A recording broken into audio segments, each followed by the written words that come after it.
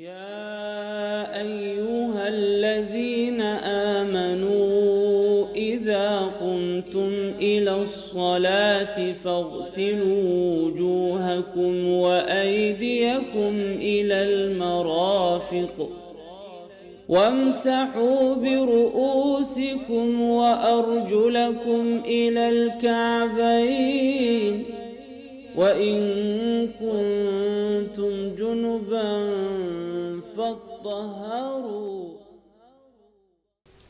أعوذ بالله من الشيطان الرجيم. بسم الله الرحمن الرحيم. نحمد الله العلي العظيم ونصلي على رسوله الكريم سيدنا مولانا محمد النبي الأمي وعلى آله وأصحابه وأهل بيته أجمعين. Assalamu alaikum wa rahmatullahi wa barakatuh. This video, I want to make very clear, this video is not to replace formal education. You should still sit with somebody who's going to elaborate for you how to perform wudhu. Right? We're assuming that you have a copy, maybe you have a copy of Ta'lim al-Islam or Ta'lim al-Haq or any book for how to perform a wudhu. Right? So what I want to do for you is read just what we're about to do. After that, we're going to do a practical demonstration. So, the question is, how should one perform ablution or wudhu? Right? Here's the answer. Take some clean water in a utensil and sit down in an elevated place, preferably facing the Qibla. Right? There's no harm if it's not possible to sit in that direction. Fold up the sleeves of the shirt over the elbows, then recite Bismillah and wash hands up to the wrist 3 times. Then rinse the mouth out 3 times. Then brush your teeth with a miswak or a toothstick. If it's not readily available, then use rub the teeth with your fingers, like this. Then send some water into the nostrils 3 times and clean with the little finger of the left hand, so you're going to use this finger. Then wash the face 3 times. Don't splash the water on the face. Instead, run the water gently on the forehead and wash down from your forelocks down to the lower part of the chin, extending to your ears. Wash the right forearm, including the elbows 3 times, and wash the left forearm up to the elbows 3 times. Wet the palms of your hands with the water and pass them over your head, ears, and neck in that order. Finally, wash the right foot 3 times, including the ankle. Then the left foot in the same manner, including the ankle. So, what we're going to do right now is a practical demonstration with a couple of elaborations on what we just read. Again, you should do this. This is just to supplement you having proper lessons with somebody who's teaching you. Don't let videos be your teacher. This is the supplement to show you an example, a practical example of how to do it. At this point, we're going to do a practical demonstration of how to perform wudhu. We're going to employ as much of the sunnah as possible. First things first, what you would like to do is to be in a sitting position. It's not going to be possible every time that you can sit down. Sometimes you have no choice but to stand up, right? But a couple of things. You want to sit down and face the Qibla. Right now, the Qibla is in that direction, so I'm facing the Qibla as I'm about to perform wudhu, right? The second thing is, to save from, taking a lot of time, you want to take off, any appendages, whatever's on your head, whatever is on your wrist, your arms, and that sort of thing. So if you have a watch, you want to take it off. If you probably want to take off your socks, if you have socks on. Whatever's on your hat, take that off. Whatever's on your head, you want to take that off. And roll your sleeves up. Let's get started. First thing, the most important thing is what's called the niyyah. Your niyyah is your intention. You don't want to just splash a bunch of water and say, oh, well, I just performed wudu. That's it, khalas. No. Make sure you establish your niyyah is to perform wudu. You don't have to say it out loud. You can just say it to yourself, my niyyah, my intention is to perform wudu. As long as in your heart and your actions, everything is coordinated for performing a wudu. So let's get started. You want to fill up a jug, fill up some water, maybe a cup. It doesn't take a lot of water to perform wudu, but you want to probably fill up a cup or a jug or something like that. You don't want to waste water when you perform wudu. So you want to fill up your jug or your cup of water or anything like that. All right. Again, start off your niyyah. My intention is to perform wudu. And then start off. Bismillah. Bismillah ar-Rahman ar-Rahim. The very first thing you're going to do is wash your hands. All right? So washing the hands You see I have my watch on. I'm going to take my watch off. So you want to wash your hands 3 times. Start with the right hand. You don't need to use a lot of water. Bismillah. All right. That's 1 time. Bismillah.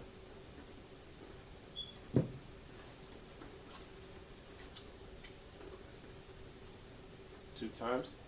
And also get underneath the fingernails. All right. Bismillah. 3rd time.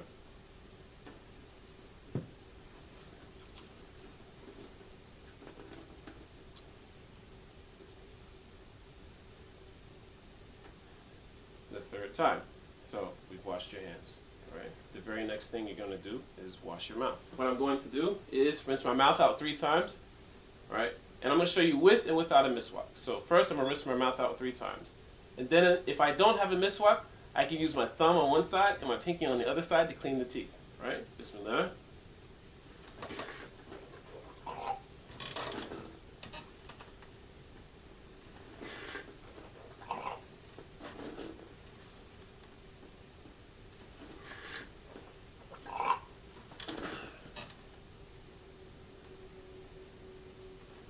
That's if I don't have a miswak. If I do have a miswak, I can take the miswak here, hold it hold it in such a way like this, and go through all the way.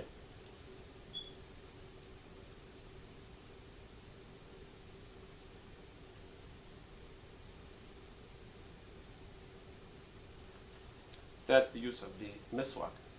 The very next thing you're going to do in wudhu is pass water through your nose and push it out. All right? So you're going to pass water 3 times, pass it in, push it out. Pass it in, push it out. Pass it in, push it out. And then use the pinky of the left to clean out the inside of the nose. All right? Bismillah. You're going to pass it in with your right, push it out with your left.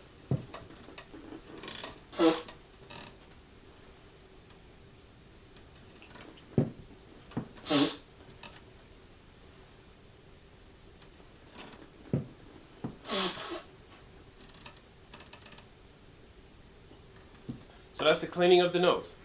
Right? The next step for wudhu is the washing of the face.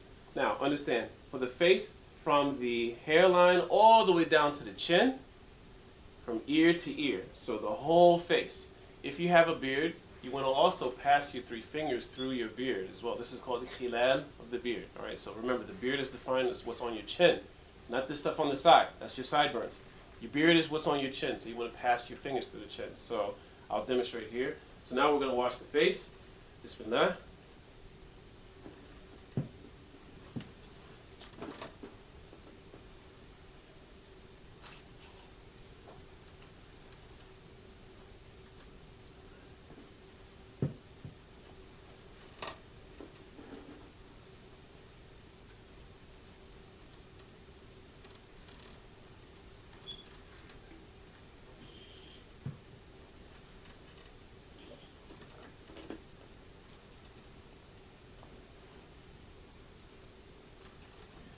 So that's the washing of the face. Next comes the washing of the forearm up to the elbows. All right.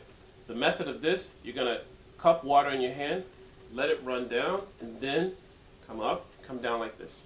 Bismillah.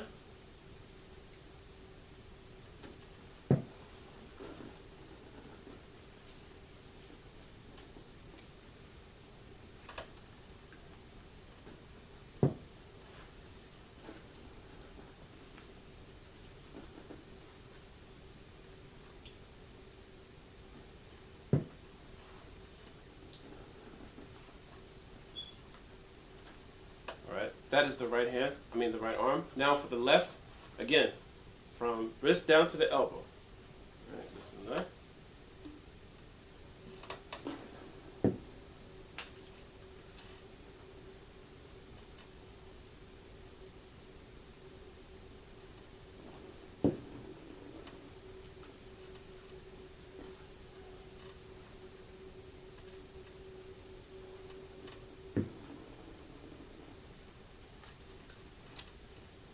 Now, what I've done here is to wash I've completed the washing of both of the forearms up to the elbows. Now, if you feel that you need to scrub, rub like this, put the water down and then rub it down, that's fine. As long as you've covered, both sides one time. That's it. That is the bare minimum for washing your forearm up to the elbows. Now comes the head. With the head, you're going to wet both palms, and then you're going to take your fingers like this, and you're going to pass all the way to the back, the top of the head, up down to the ears, then come around to the front like this, at the front of the forehead. Take your index fingers, clean the inside of your ears, and use your thumb, for the back of the ears. After that, just like this, you're going to take the water that's on the back of your hands and come down, and then come down on the side. All right, so what's going to happen here is your forehead, the top of your head, up to the back, and then all the way down to your neck is going to get washed. So let me demonstrate. Bismillah.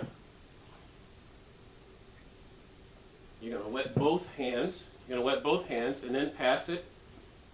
Take your fingers like this and then pass it all the way to the back of your head. Bring to the front like this. All right. Now clean the inside of your ears. Use your thumb for the back of the ears. Now for all of this, including the meat of your hand, do the back of your neck. Back of your neck to the bottom of your neck. Do the right side. Back to the bottom of your neck to the left side. And that's the masah of the ras. Okay. Last but not least comes the washing of the feet. Now, let me make something clear. I intentionally wore my socks to let you know these are regular socks, right? You cannot pass your hands over regular socks. So for this, you're gonna have to take your socks off, okay? As I'm doing now. So it's best that you do it before you begin the performance of wudu to save for time and not let water dry, okay? But regardless of the fact, now as we've read earlier, you're going to wet the feet and then wash up to the ankles 3 times. All right. So in this case right here, we're going to use your left hand. So you can up to the ankle just once, or you can do it this way as well. All right. If you want to pass it over the hand, you can do that, or pass it over the foot, you can do that. All right. All right, and with the left hand, this is called the khilal of the toes. So pass through the toes, and that's the right foot. You're going to do the exact same thing with your left foot. Bismillah.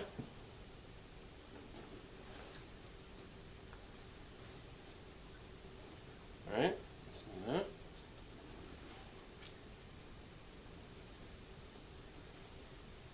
Bismillah.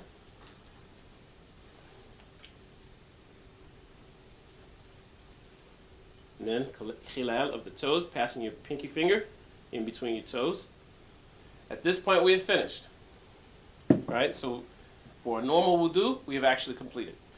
Okay, at this point here, if you're a traveler, you have 3 days, where you can wear khufs. Or any normal time, you have a 24-hour period where you can wear khufs.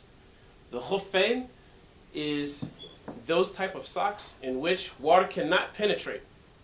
All right, you can walk a certain amount of, you can walk in these without them having holes in the soles. Water itself cannot penetrate whatsoever. All right, so regular socks, this would not be permissible.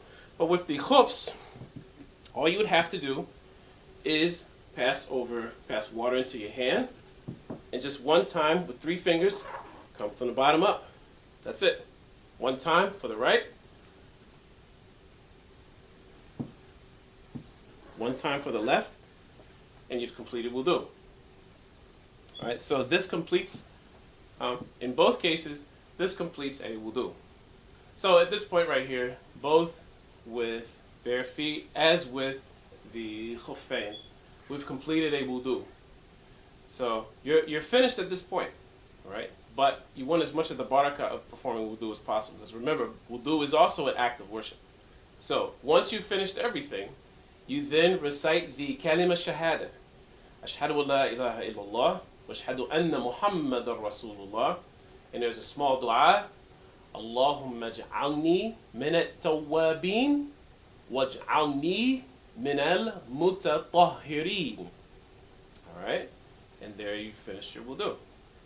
Now, as I've described this, the wudu, the process of wudu with the khuffain, right? Understand, before you can make masah over the khuffain, you have to have performed a proper wudu, a complete proper wudu, without them on first. So for the khufs, you'll perform a complete wudu and then put the khufs on. So do not use the leather socks as a way of just trying to skirt around or bypass or cheat your way into performing a proper wudu. All right. Remember, wudu is very important. There is no salat without wudu. There is no recitation of Holy Quran or handling Holy Quran without wudu. And much of your ibadah requires this aspect of tahara, which is purification. So wudu is absolutely mandatory. And our advice to you is stay in the state of wudu as long as possible. If in case you actually do something to break your wudu, make a wudu as soon as possible. There's nothing wrong with making wudu at every salat. But as long as you have not broken your wudu, such as passing gas or becoming mad or using the bathroom or so on and so forth like that, right?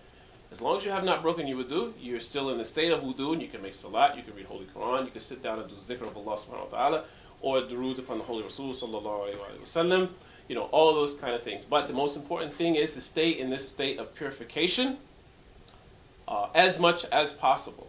All right, so stay in wudu as much as possible. سبحان ربك رب العزة عما يصفون وسلام على المرسلين والحمد لله رب العالمين وصلى الله تعالى على خير خلقه ونور عرشه سيدنا مولانا محمد وعلى آله وصحبه وسلم.